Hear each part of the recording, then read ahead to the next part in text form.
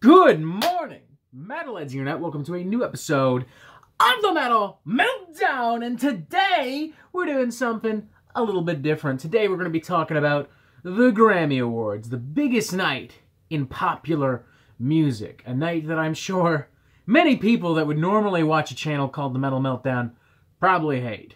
But here's the thing, January is still kind of slow as hell for really good, exciting metal music, and this is the biggest night in popular music. I mean, you can't really not talk about it to some extent, particularly when metal, while not being the focus, is still represented, and these last couple years it's been better represented than ever before. Still not perfect, but don't worry, we'll address that. We're not going to go through every single category, every single nominee, every single winner, because A, we'd be here literally forever, and B, not only do I not know who a lot of these artists are or care about a lot of these categories, but I'm going to take a wild guess and say that you're the same way. I mean, if you want to prove me wrong and start a debate about the nominees for Best Improvised Jazz Solo, then go ahead. I won't stop you. It's a free country.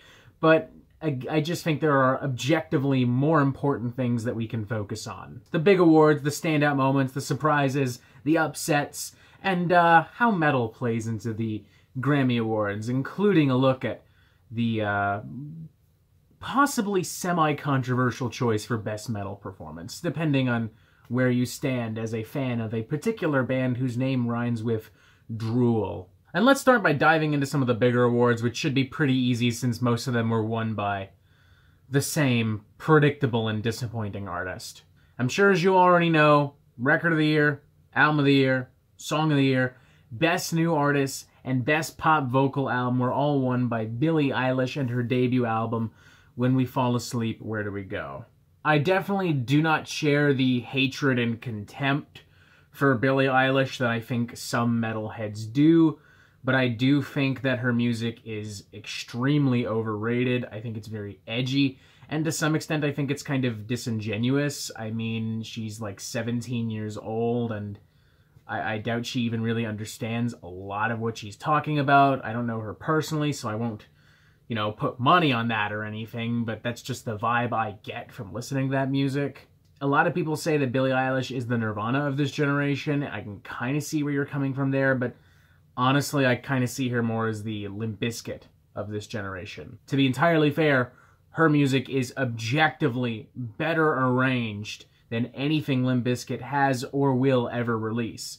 That's not fucking debatable at all. Limp Bizkit is a shit stain on the earth. But it is worth noting that Limp Bizkit, in their time, were also nominated for a bunch of Grammys, and people were loving them, It's really only in these last few years that people have come to really despise Limp Bizkit, and I think that that's the fate that Billie Eilish is destined for. I think that within a few years' time, people will either forget about her or they'll look back on this period of time and go, yikes, we really jumped the gun there. But I will give her this.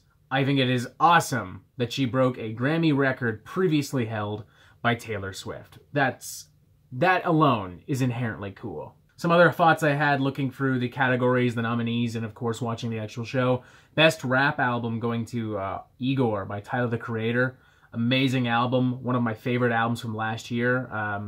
Really fantastic. I really enjoyed Tyler, the Creator's more mature, soulful, feminine side. I've enjoyed seeing him explore these neo-soul R&B areas while implementing it, still retaining a little bit of his hip-hop edginess. But that being said, as happy as I am for this album's success, as happy as I am that Tyler is getting some recognition from the Grammys, Igor's not really a rap album. It has rapping on it, it has bars, it has verses, but calling this a hip-hop album, calling this the best rap album of the year, just doesn't really seem fitting. And the Grammys' decision to choose this as the best rap album specifically tells me that either the Grammys aren't paying much attention to rap music, or they don't feel comfortable including Tyler, the Creator in more musically appropriate categories, which, by the way, is something that Tyler, the Creator echoed himself and implied in a statement shortly after the ceremony. But hey, the Grammy Awards and their view of rap music is nothing compared to their view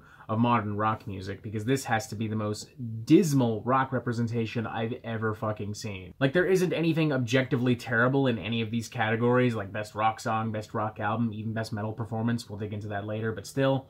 But there are a lot of questionable decisions nonetheless. Like, for instance, how the fuck does a no-name generic metalcore band like I Prevail end up being nominated for best metal performance and best rock album? How the fuck does that happen? For that matter, I'm legitimately shocked to see the Grammy Awards completely snub Greta Van Fleet, whose debut album was eligible for nomination this year. I mean, they went gaga over that fucking EP they made. The album was, in my opinion, legitimately well made and definitely a better slice of music than the EP, but they completely ignored it. I don't understand. And I'm really confused by We Are Not Your Kind not getting any recognition whatsoever, despite being one of rock and metal's most commercially successful and acclaimed albums of 2019. And before someone says Slipknot is too heavy for this kind of thing, keep in mind that Slipknot have won Grammys before, they've been nominated for Best Rock Album before, and there are several other metal bands in the last few years that have also been nominated for similar awards and have come bloody well close to winning, such as Mastodon, Gojira, Metallica. With all this in mind, it seems like Slipknot would have been a very easy choice as a nomination for Best Rock Album, or at the very least Best Metal Performance, but they're nowhere to be found here. I'm also shocked to see Golden Grey Baroness nowhere to be found here, despite being a favorite metal band of the Grammys. Also shocked not to see Korn. You know, at least Best Metal Performance, I would have expected that. Maybe even Best Rock Album. I mean, it did pretty damn well. And then there's Tool, who scored a win and nomination for Best Metal Performance, which we will specifically address later. I know I keep saying that, but I promise we will. But specifically in regards to Best Rock Album, I'm also shocked Fear Inoculum didn't get a nomination. I mean, this is another Grammy fave band, and this album, arguably one of the most anticipated albums of all time, not just within rock and metal, completely ignored. I'm legitimately really fucking shocked by that. As far as the actual winners are concerned here, I guess I don't have a problem with any one of them. I thought the Cage the Elephant album was fine. Would have rather seen Best Rock Album go to In the End by Cranberries, or for that matter, Amo, Bring Me the Horizon. The former for its sentimental value, the latter for being a pretty innovative and unique modern pop rock record. But c'est la vie. Not a huge fan of country music, but I'll admit that I really enjoyed Tanya Tucker's While I'm Living, and with that in mind, I'm really happy to see her win her first ever Grammy Awards for Best Country Album and Best Country Song. She's been performing for just over 50 years now. This is long overdue. Speaking of country, Lil Nas X winning a couple Grammys. Not a shocker. I would argue it should have won either Record of the Year or Song of the Year, considering it pretty much dominated the internet and the broader musical landscape and pop radio. I mean, this song went from being like a meme that people use in TikTok videos to one of the biggest fucking hits of the year and of the decade. And happy it got something with that in mind, objectively speaking, but I think also objectively speaking that automatically qualifies it for Record of the Year. Just saying. I'm shocked to see the soundtrack for Spider-Man Into the Spider-Verse nab so many nominations. It's a great soundtrack, don't get me wrong, but there is something inherently very weird about Spider-Man being at the Grammys. I don't know, just a thought I had. Another posthumous win for Chris Cornell, this time for a compilation Greatest Hits album. Sure, I love Chris Cornell. Would I give him an award for a Greatest Hits album? Not really, but hey, it's not like Soundgarden was collecting these awards while they were active, so better than nothing, I suppose. And the only other thing that comes to my attention is the way that the Grammys treat Best Comedy Album. This was presented during the live broadcast. I don't really understand that. Why was that presented during the live broadcast in favor of Best Country Album or Best Rock Album? Like, nobody buys or listens to comedy albums anymore.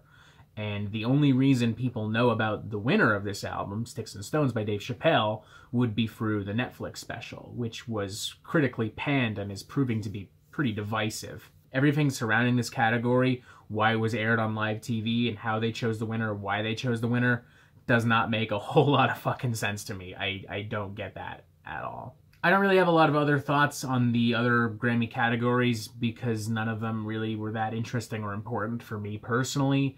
Plus, it ultimately doesn't matter because the Grammys will always award whoever is the safest possible choice or whoever is the most successful choice, which is inherently why Billie Eilish and Lil Nas X won most of the awards this night. If you have opinions on all the categories we've talked about, or some of the other categories, perhaps even Best Improvised Jazz Solo, as I said before, feel free to debate it in the comments. I would legitimately like to hear from some of you on this. However, considering this is the Metal Meltdown, let's move on to talking about Best Metal Performance, because there's a lot to dissect in this category this year. As much sense as it would have made for Tool, Slipknot, Korn, and a lot of other bands to be represented in Best Rock Album this year, considering the commercial and critical success of their most recent albums, it's Best Metal Performance where metal bands have any chance of shining at the Grammys. Let's be totally real here. For this reason, it's usually the only category that I'm sure a lot of you pay attention to. That said, though, the Grammys have not really done that well with this genre, historically speaking. There have been a lot of really bad snubs over the years and a lot of really questionable decisions. For instance, when they first attempted to do some kind of metal category at the Grammys like 30 years ago, they gave the award to a Jethro Tull album instead of And Justice for All by Metallica, a decision that was widely criticized by fucking everybody, including Jethro Tull. Since then, it's been a safe bet that anytime Metallica releases something, they're going to win, regardless of how fucking worthless it is, because the Grammys need to compensate and make up for that failure. For instance, they've given Best Metal Performance to Metallica on some really questionable occasions. Metallica has won the award for a live cover of Stone Cold Crazy. They've won the award for Better Than You. They've won the award for Saint Anger. Ugh. And outside of Metallica, there have been plenty of other questionable decisions, like the only time Motorhead ever won a Grammy was for a cover of Metallica's Whiplash, and the only time that Dio ever came close to a Grammy himself would have been when Tenacious D released a cover of Last in Line. Since that particular incident, I think the Grammys have been a lot better at representing metal. They've since nominated Death Heaven, Code Orange, Between the Buried and Me. High on Fire actually won last year for Electric Messiah, which was a complete shocker. I don't think anyone expected that. So for these reasons, I was actually pretty excited to read about the nominees this year, which, for the record, I don't think rank as some of the best metal of 2019, but it does show the diversity and the representation that we've been looking for from the Grammys, and it gives some underdogs of metal a chance to shine. For instance, Astralis, The Great Octopus by Candlemass featuring Tony Iommi was nominated, taken from the band's Door to Doom record, I'd argue their best album in a long time. Humanicide by Death Angel, the title track from their most recent studio album. Death Angel have never been the biggest name in thrash metal. This is a really cool win for them. Bow Down, I Prevail.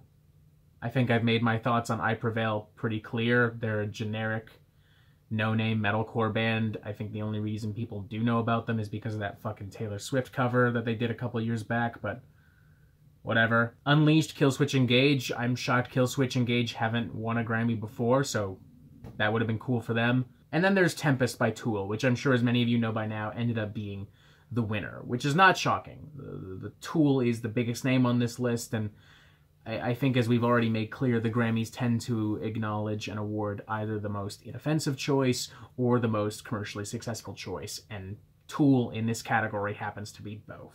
I won't call this a snub per se, because I think Tempest was probably one of the stronger tracks off Fear Inoculum.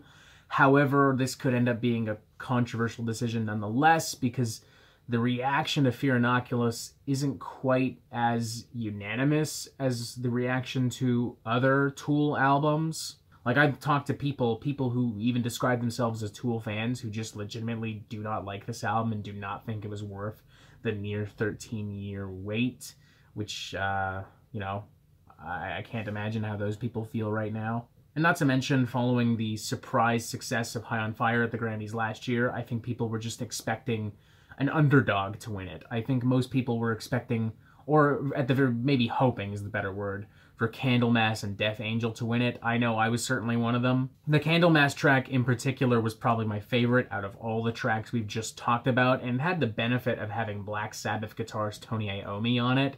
So from a political, logistical standpoint, it seemed like it actually had a chance, but, you know, I guess I forgot that we're talking about Tool here. Now, about 2.5 months ago, I did a poll where I asked you who you thought would win Best Metal Performance. 40% of you said that Tempest by Tool would win it, so who knows, maybe I jumped the gun, maybe this won't be as divisive as I had thought. In second place, Astrolus the Great Octopus, Candlemass featuring Tony Iommi at 24%, Humanicide by Death Angel at 20%, Unleashed by Killswitch Engage at 12%, and Bow Down by I Prevail at 4%. I'm not shocked by that at all. Okay, well, Fancy Torchic here might feel differently as he says, y'all really aren't giving Bow Down enough credit, that shit slaps. I guess Fancy Torchic and the entire metal community are just going to have to agree to disagree on this. I don't know. Yeah, that's about it, I guess. It's the Grammy Awards. There were snubs for sure, but I guess all things considered, this isn't really surprising. Disappointing, but not surprising. Taking the Grammy Awards seriously is such a waste of time.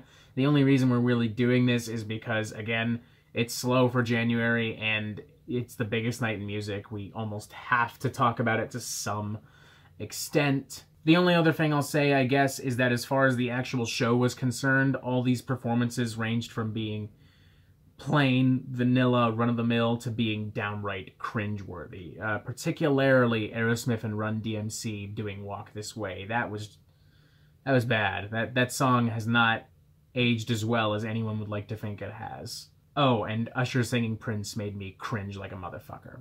Arrest Usher immediately for butchering all those classic Prince songs, please. That's it. Press this button here if you want updates on the Metal Meltdown. Fucking immediately, and you have yourself a fantastic fucking day.